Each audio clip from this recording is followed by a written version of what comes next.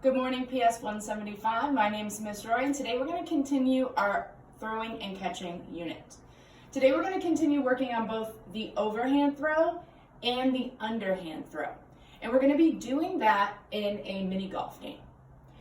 Now, if you haven't played mini golf before, that's okay. The first thing I want to talk about is scoring.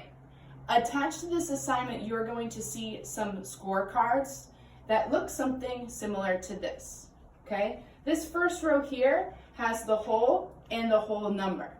We also have a total at the end because what really counts is your total end score.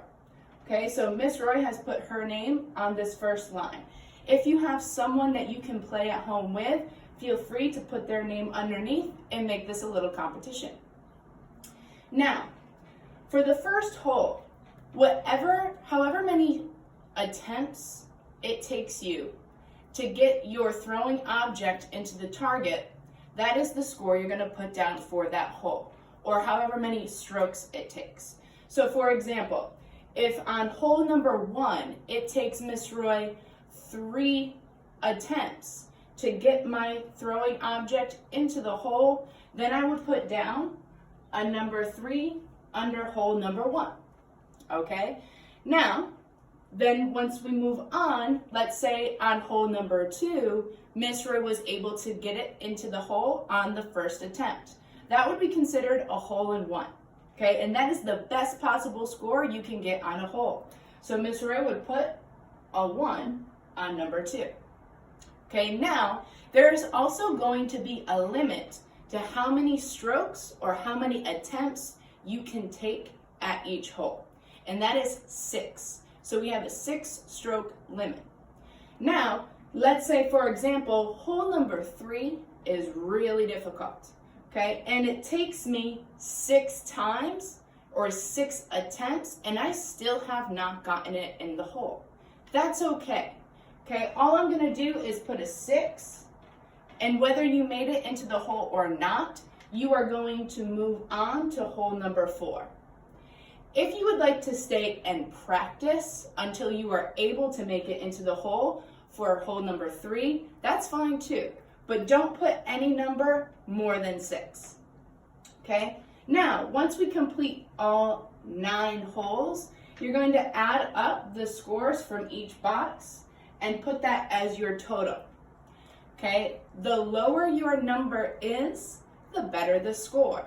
So for example, if we got a hole-in-one on all the 9 holes, you would have 9 total points, and that is your best possible score. I would be really impressed if anyone had 9 points during this game. Okay, now I want to talk about how far away you should be from the hole for each attempt. All right, now you are only going to need 1 target. In the past, we've used several different targets for our stations, but today you're only going to need 1. Okay, I'm using an old Amazon box. You can use whatever you would like. The bigger your target is, the easier it's going to be. I want everyone to also make sure that they are 4 steps away from their target. Okay, so you're going to count from the hole, 1, 2, 3, and 4. This should be everybody's starting point.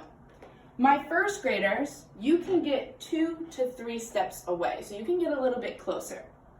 All right, now, when we take our strokes in mini golf, this is gonna be where it's a little bit different than a regular game of mini golf, okay? In mini golf, usually, once you take your first stroke or your first attempt, if you miss it, you take your next stroke or your next attempt from this spot your ball landed, okay? However, because we have limited space, and this would be really, really easy, we are gonna go back to the starting point for each stroke that we take, okay? So even if it takes you 6 tries, you're gonna come back to your starting point for all 6 attempts. Got it? Great. Okay, now, attached to this assignment is also the 9 holes that you can use. Okay, some of these holes can be pretty difficult and they have different obstacles. It even took Miss Roy 6 attempts to do one of them, and you'll see that on the video. That being said, you don't have to use those holes. If you would like, you can always make up your own obstacles. Okay, I know a lot of us have different things available to us at home, so if you would like to incorporate some of those things to make it either more challenging or less challenging, you can always do that.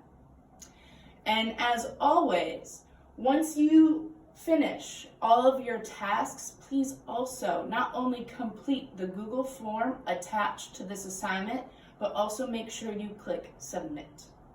Okay? Next time we see each other, this will be our last day of our throwing and catching unit, and I hope you enjoyed this mini golf game. Again, if you have someone to play at home with, please do. It can be a lot of fun, and you can, of course, play more than once. See you next time.